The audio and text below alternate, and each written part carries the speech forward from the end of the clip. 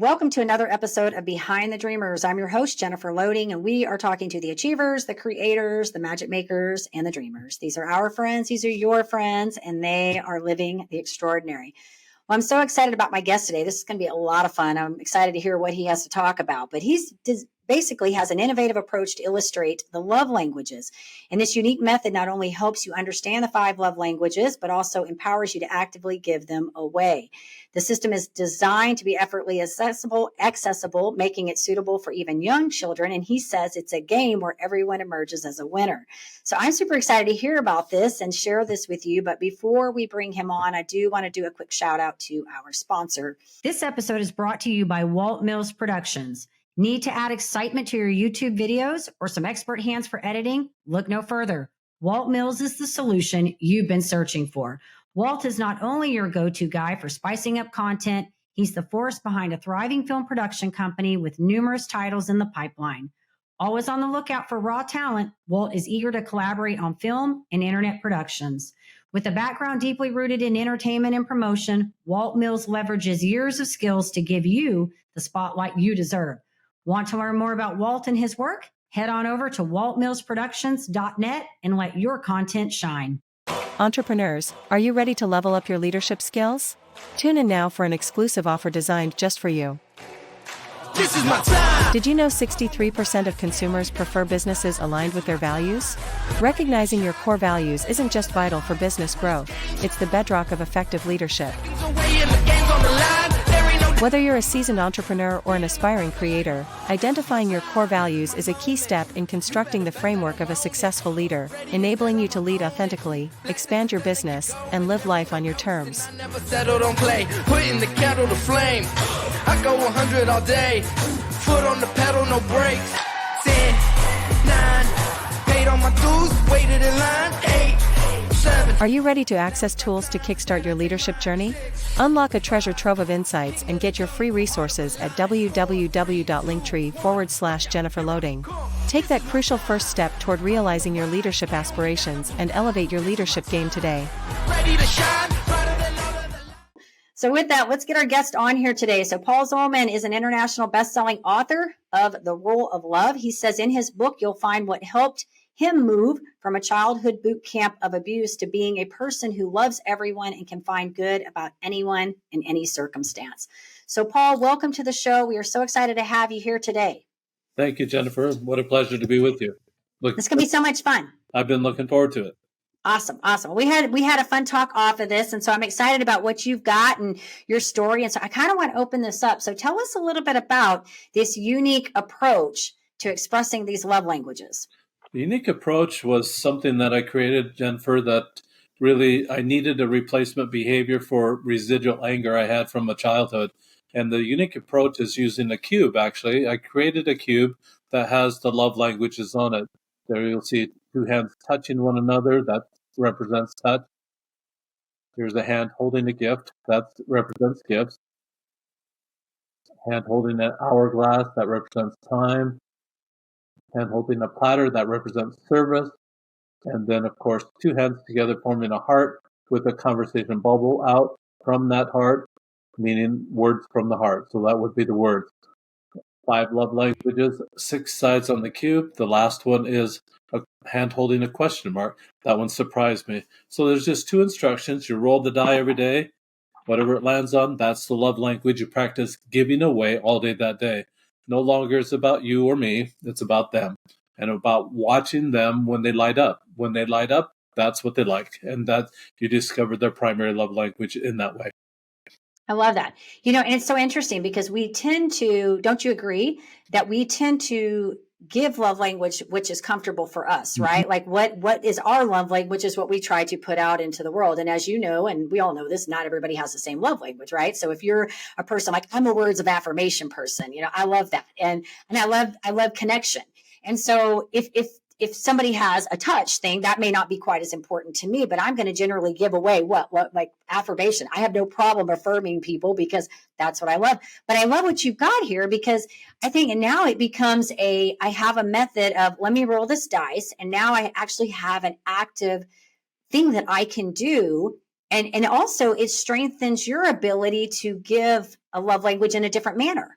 Absolutely. I would totally agree with that. And that's the whole idea of this, is that we all become more versed in all 5 love languages over a 30-day period. The length of time it takes to create a new habit, over that 30 days, you'll have given away all 5 love languages with this method.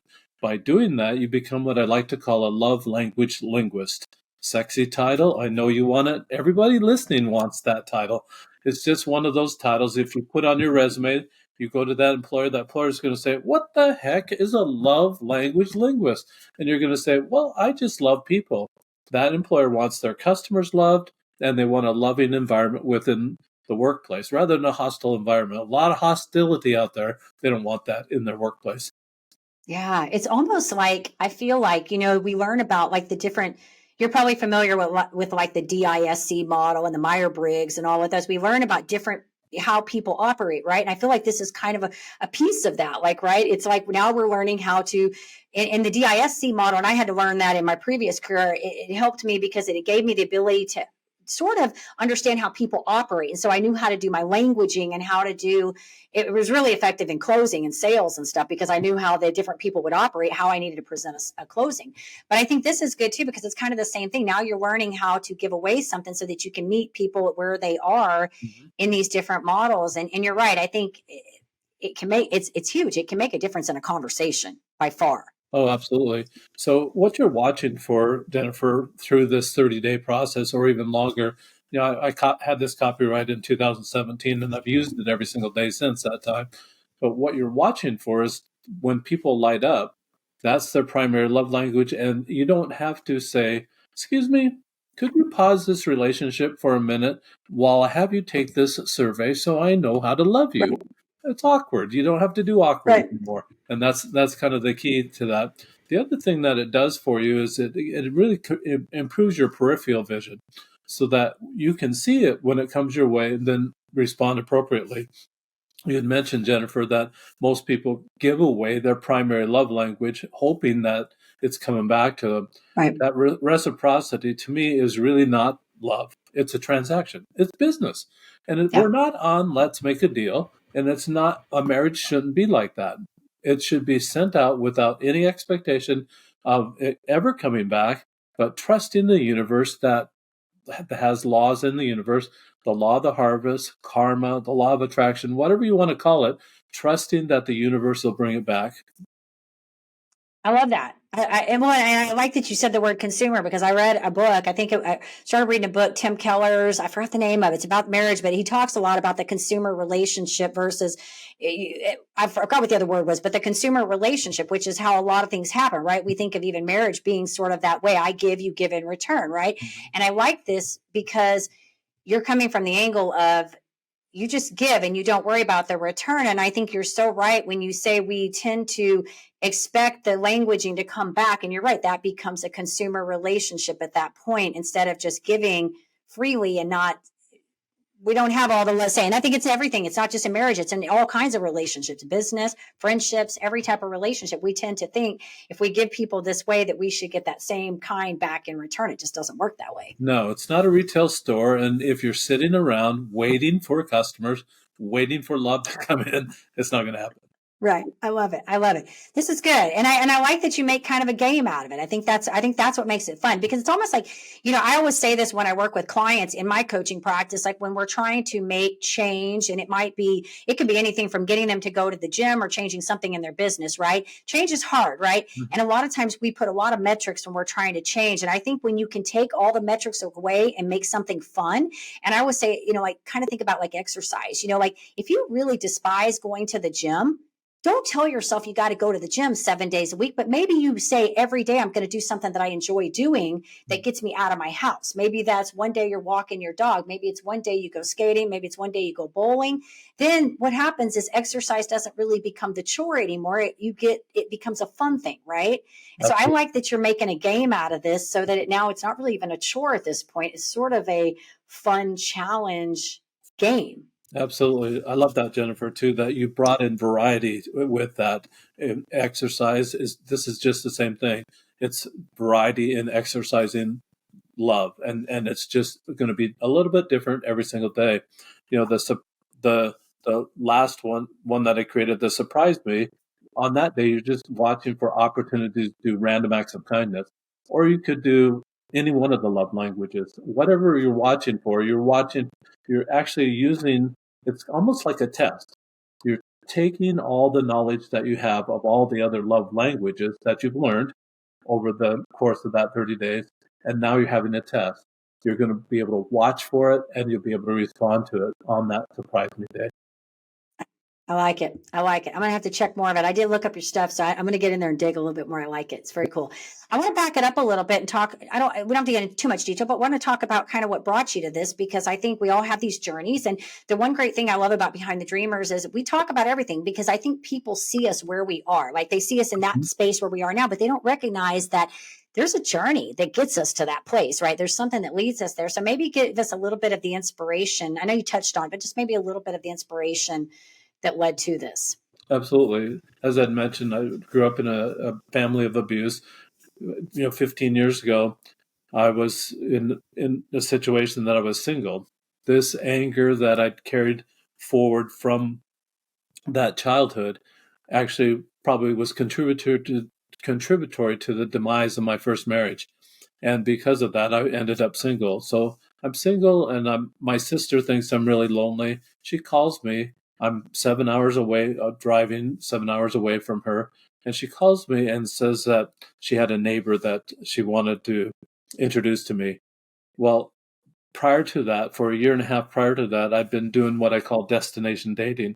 I'd gone from, I went to Daytona Beach, Jacksonville, Florida, Atlanta, Georgia, Charlotte, North Carolina, Columbia, South Carolina, New York City, Kansas City, Salt Lake City, Phoenix, Nashville, Cabo San Lucas, all these places I went looking for love in all the wrong places, really is what it really amounted to. Spent a lot of money, had a lot of fun, but it just didn't amount to anything. I thought I had a lead on something. I thought I had built a good relationship with one of those people, and she lived in Phoenix. So I moved there, and it just actually went south from there. It just did not materialize. So at this point, my sister's calling me, wanting to introduce this neighbor. I just told her, oh, I don't think so, because I had just done all that. And I'm number 10 of 11 children, Jennifer. Oh, wow. She's an older sister, so you have to do what your older siblings said. Just right. And even back in the day, when we didn't have remote control TVs, I was the human remote control. My older siblings would tell me, "You go change the channel to this." So I'd walk up to the TV and turn the knob to the different channel. So I'm used to being told what to do in that way, and you kind of dream that maybe someday, I'll be able to make my own choices. And so I'm trying to put my sister off, and she says, "Oh, come on." And I said, "Okay, well, I'll email this person." What kind of relationship can you develop through email? I wasn't expecting anything, but this lady was actually a pretty good writer. And then after 4 or 5 emails, I finally came to the point I felt brave enough to ask, "Well, how many times have you been married?" And she writes back and says, "Counting the 5 that are buried in the backyard." And it was just hilarious. I thought, I've got a live wire here. I've got somebody who's got some personality and even a sense of humor. This might be worth pursuing. So we start getting a little closer, and then I end up moving up by my sister, and we get more serious. Now it's time for big brother approval. So I take this woman to my brother's house. It's 300 miles north. And first thing that happens is when we walk in is my sister-in-law pulls her aside and says the only emotion that the Zolman family learned growing up was anger. At first I denied it and said, then it made me mad. And I thought, I've been busted. I really proved her point. And from that time, I thought, if that's the perception of the Zolman family, then I have an opportunity right here and now to change that perception. Wow. So I started reading the color code, and I started reading the 5 love languages, and really settled on the principles of the 5 love languages. I'm Christian, and Dr. Gary Chapman was a pastor, and he said that these reconcile to the life of Jesus Christ. So I did my own fact check and just found out how they did reconcile to the life of of Christ, and thought this was really be a good path. But his application of the principles didn't work for me. Coming from where I came from, that angry culture has angry vocabulary, angry humor, all the put downs. They talk over one another, and it's just that angry. It's a culture all by itself. I didn't know where to start. I didn't really understand the principles, but I was trying, and I wanted to do that. His idea was that, well, Jennifer, if I guessed what your love language is and I cater to that, we're going to be buddies. I'm a really bad guesser. Obviously, I wasn't trained to guess and trained to guess accurately, so that wasn't working for me. And then the second thing that Dr. Chapman says, if I take this love language test, I can find out what my love language is. Well, Jennifer, what am I supposed to do with that? Advertise? Hello, Jennifer. Gifts. What do you have for me today? It's just awkward. I was done with awkward. I found out that from this anger, that residual anger, I found out as an adult that I was doing the same thing my father would do.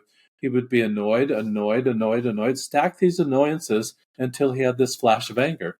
And what would happen is that, being number 10 of 11, my father dated my mother every Friday night. I love that about my father. I can't even keep up with that myself in my own life. How did he do that?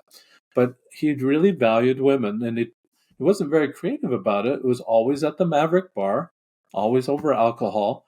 And I can imagine, I was never there, but I can imagine that my mother would have this conversation about how her week went home with the children while he's out on the road.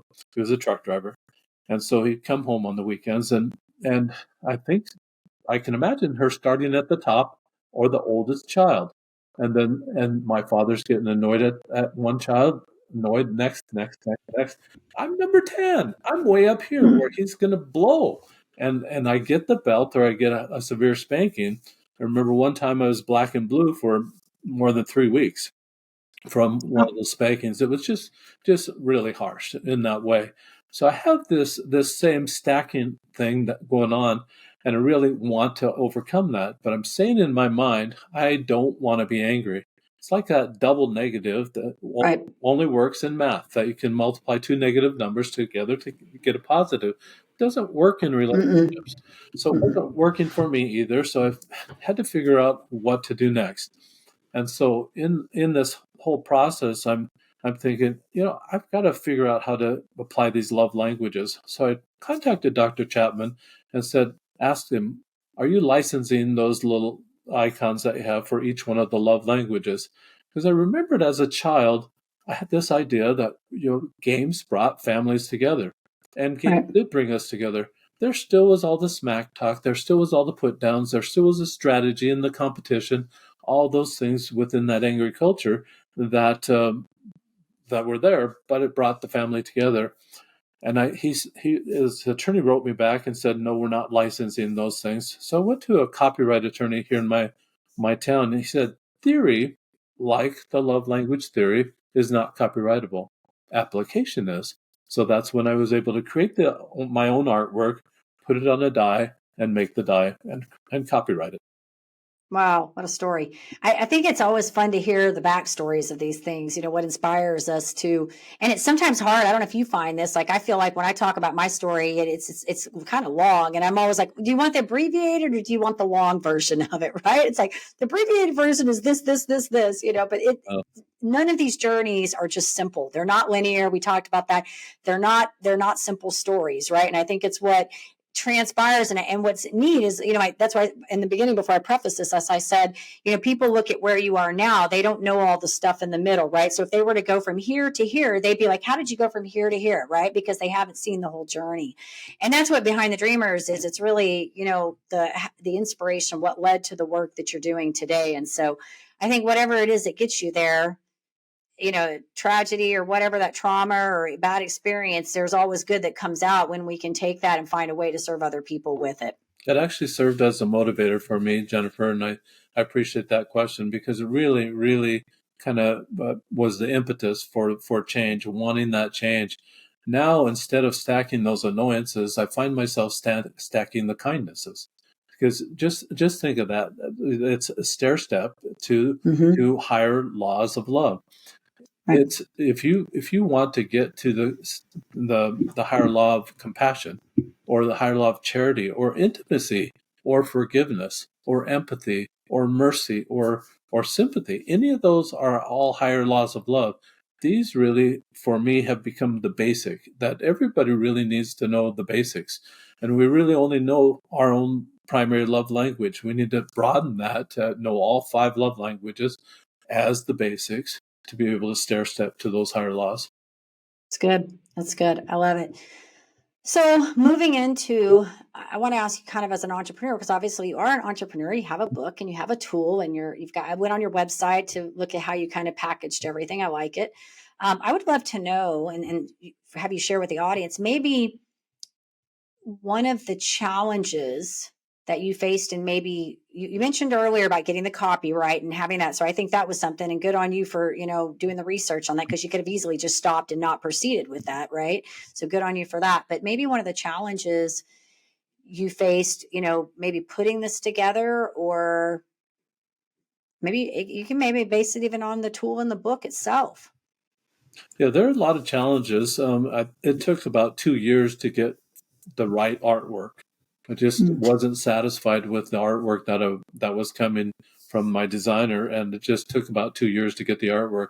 During that 2 year period, I still had the need to be able to practice the love languages, so I made my own little prototype, and it was clunky. Just it's that big.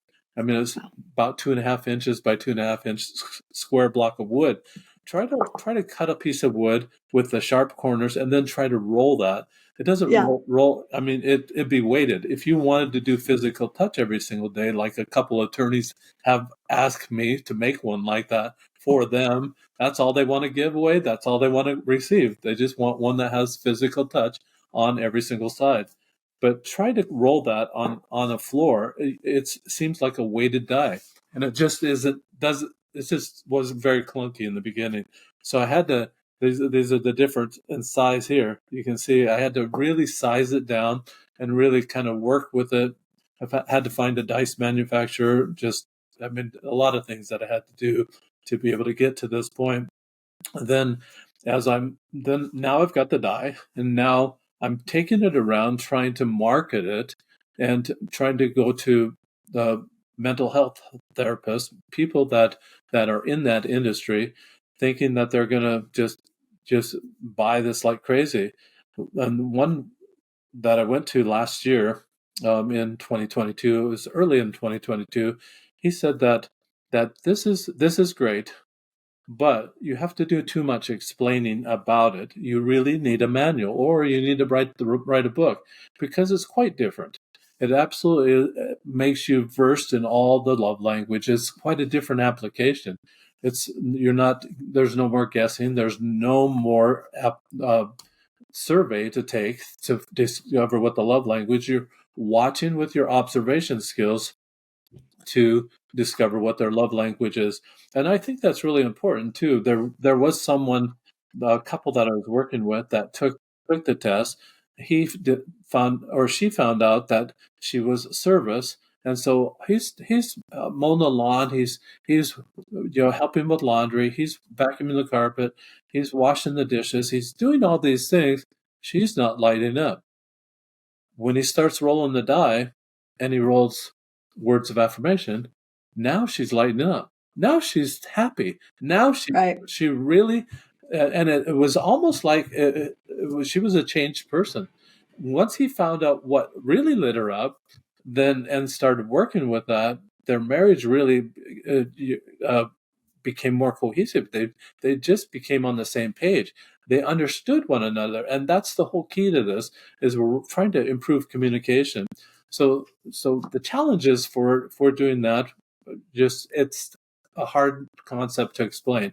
I mean, it takes a minute to explain the concept, and so that's why I'm here with you, Jennifer. Yeah, no, I like it actually. I think it's really good for, because it's a structure to me. It's like it no longer becomes I got to think about what to do. You've got the die to roll the die. Now you've all just it's structure, and I like it. I think this could be, I'm like, I need to send all my people that are having like challenges, like, just go pick up the die, get that book, get it and check it out. Because for a lot of people, that's not a natural thing. It just doesn't come easily. And if they have something that says, do this, they can follow that. You know what I mean? So I love it. And thank you for sharing, the things that you had to overcome, because I think that's important as an entrepreneur. I like to say we real talk it here, because I think sometimes people, again, I've mentioned this several times, they see you where you are now. They don't know the hardships and the things that you had to go through to get to where you are.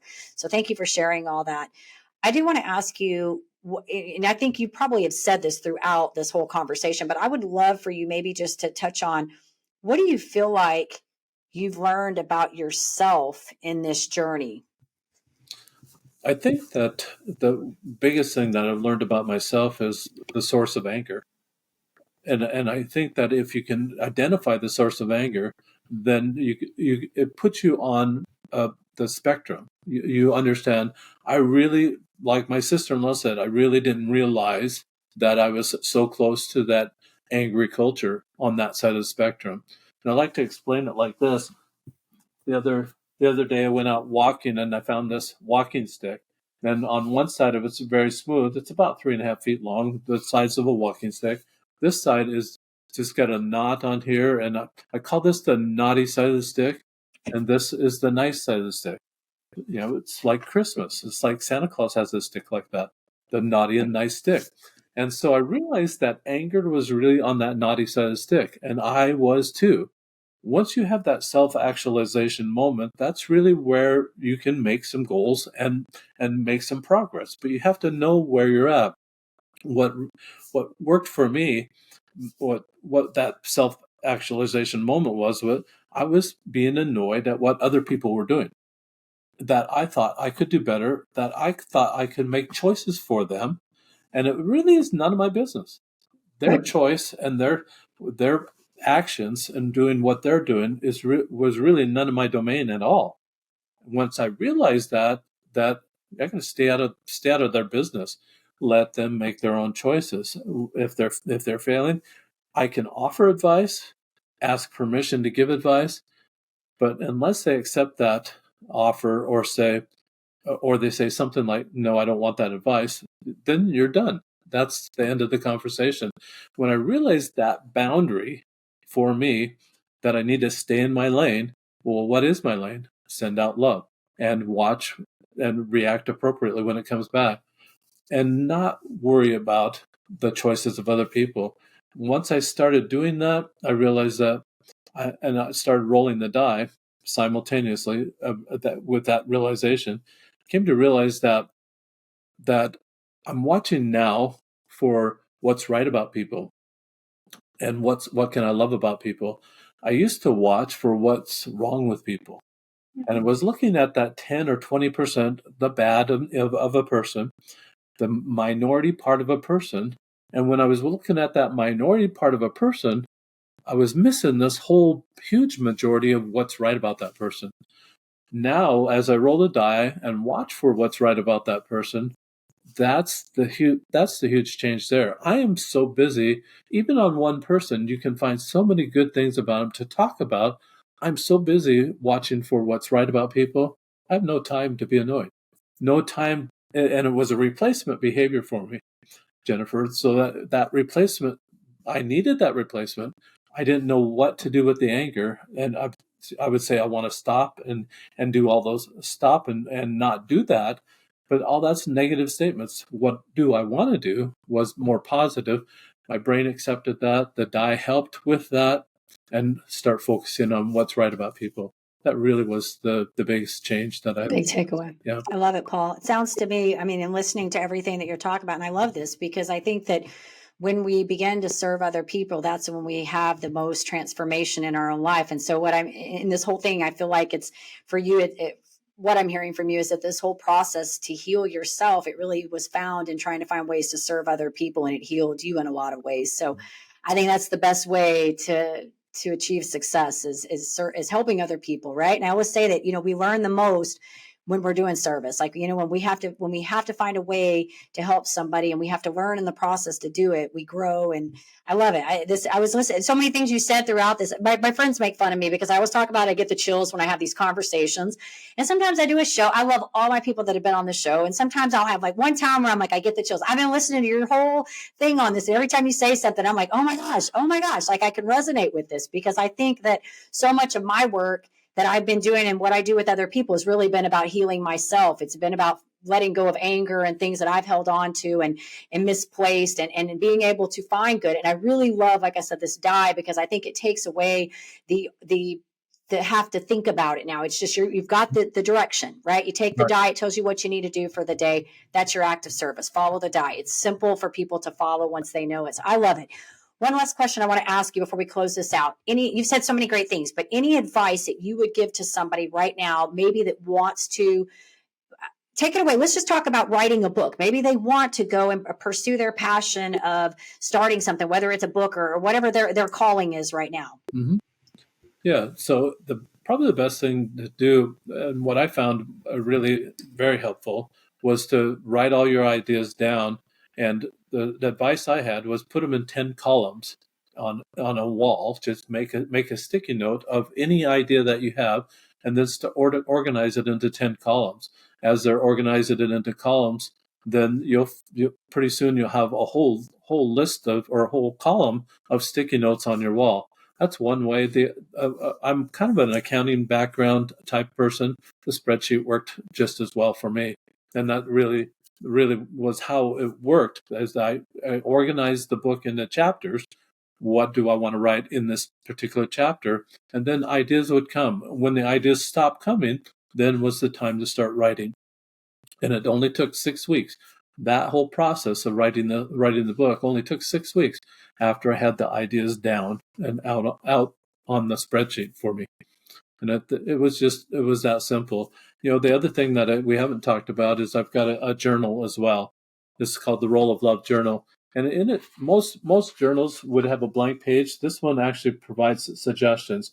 What you rolled, what opportunities you saw to love in that way, what you did about those opportunities.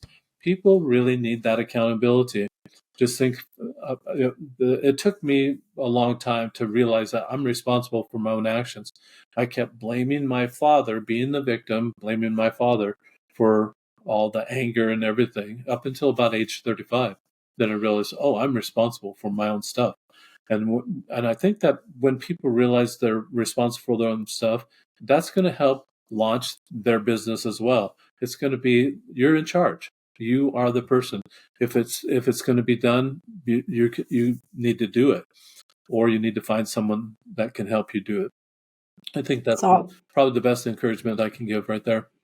Yeah, all great advice. I love that. I have an accounting background too, by the way. That's why I was smiling when you said that.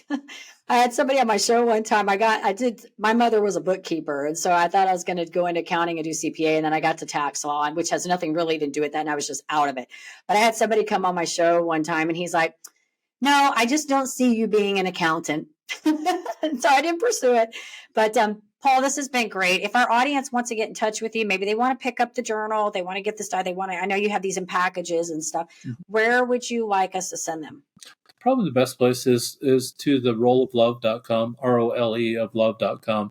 And you'll find that bundle package that we talked about. It's the cube, it's the book, it's the journal, all for $29.99. Right now it's about 20% off what the retail price is.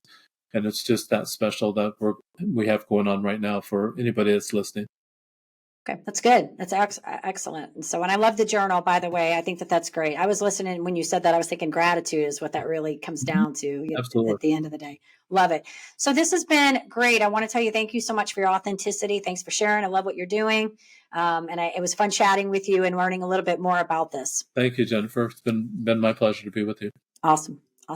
And to our audience, of course, we do want to say, if you enjoy our show, head on over to Apple, give us a review over there, hit that subscribe button on the YouTube so we can keep sharing all these fun and fabulous stories and talking to these amazing people. And as I always say, in order to live the extraordinary, you must start, and every start begins with a decision.